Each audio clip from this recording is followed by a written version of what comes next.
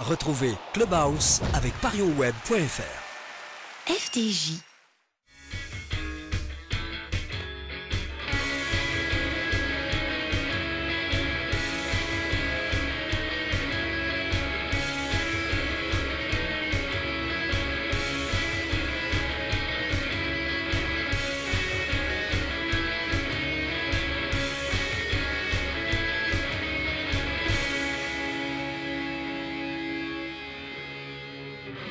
Bonjour à tous, bienvenue dans le forum de Girondin TV. On va refaire l'actualité des Marinés Blancs en compagnie cette semaine de Denis Grandjou d'RTL. Bonjour Denis. Bonjour tout le monde. Ça va bien? Ça va très bien. Très belle casquette Denis. Ah ouais, c'est la casquette du FC Porto.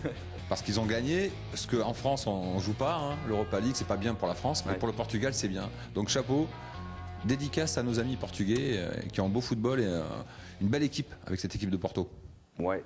Alain Baudron, Gold FM, salut. Salut, ça va? Ouais, un peu moins enthousiaste que Denis sur le niveau du championnat portugais quand même. Hein. Oui, parce que je crois qu'il a une stat intéressante à nous donner, c'est que le FC Porto n'a pas perdu un match en championnat. Ouais.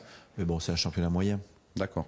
C'est un championnat de deuxième zone. Oui, mais c'est une équipe. Voilà, le Portugal est en fait. Il y a eu 2 équipes en finale. Nous, en France, c'est pas assez bien pour nous. Nous, l'Europa League, Berck, on joue pas nous. Mais voilà, eux ils jouent et ils gagnent. On abandonne l'Europa League, arrivé à peu près au stade des 8e de finale. Exactement. Ouais. Le FC Porto, ils étaient en Ligue des Champions, je crois pas. Hein. Mais enfin, ça fait Benfica et Braga qui étaient. Oui, mais je crois que ils ont gagné la Ligue des Champions en 2004. Oui, contre Monaco. Donc ils en sont à 3 trophées européens en moins de 10 ans. Et il avait gagné également en 87, je crois, contre le Bayern. On peut pas dire que c'est une petite équipe, quoi. Ce qui est intéressant en revanche dans ce championnat, c'est sa faculté à attirer comme ça des joueurs qui explosent.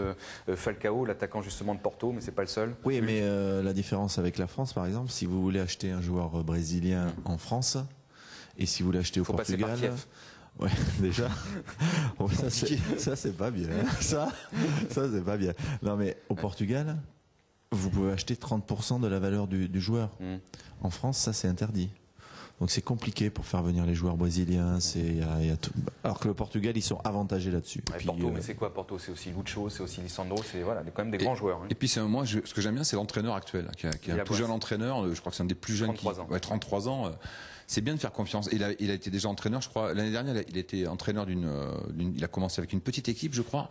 Il était même pas entraîneur, il était dans le staff et il est monté petit à petit. Il a un vrai regard sur le foot moderne. Voilà. Il a travaillé avec Mourinho, je crois.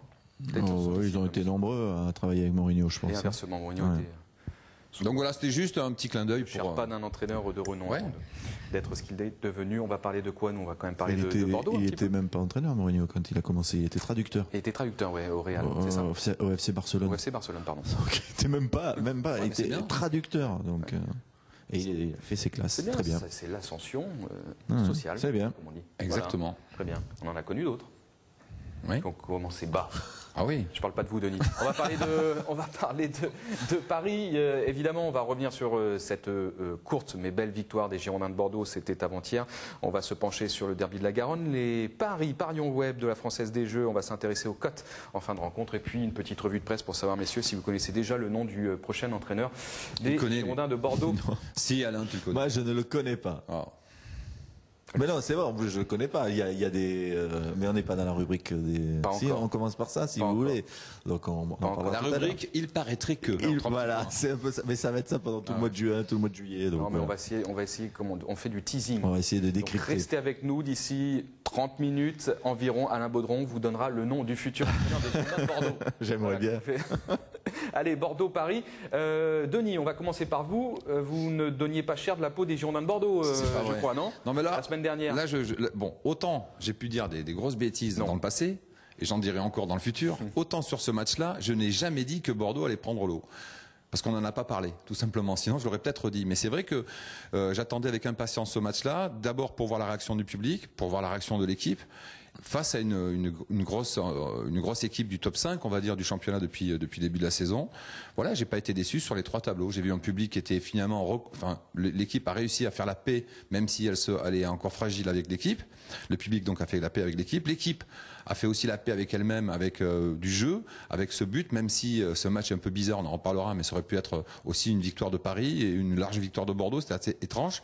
Donc voilà, c'était un match positif, et puis surtout pour le maintien qui est définitivement assuré, parce que le spectre de la relégation était revenu ces derniers temps, donc une victoire contre Paris qui est intéressante.